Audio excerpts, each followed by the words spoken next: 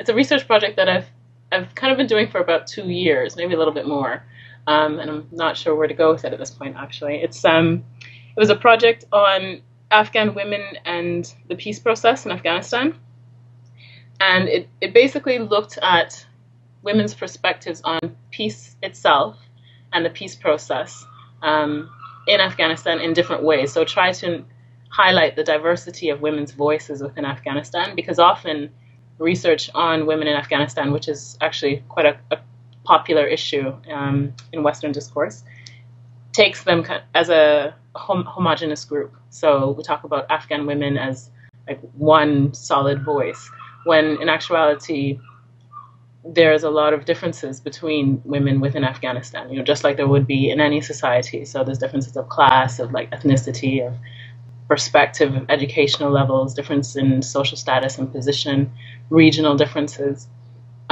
So we try to talk to a wide variety of women and highlight the different perspectives that came out of those different diverse positions. And we also then looked at women who are formally part of the peace process, so who have specific positions within the peace process, like the reconciliation process itself, and what the obstacles that they face are.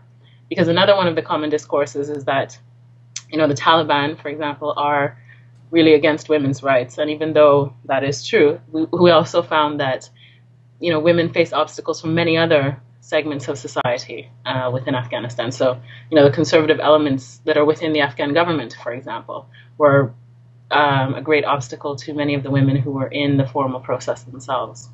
So, and the paper tried to highlight those different themes. And we didn't put forth any recommendations, because I don't think that was the purpose. The purpose was to just say that there are all of these organizations working on women's issues in Afghanistan. There are all of these different voices coming from women in Afghanistan and different experiences. And we need, if we want to understand what's going on, to really start to investigate and understand this diversity rather than just generalizing to make things easier for us to understand.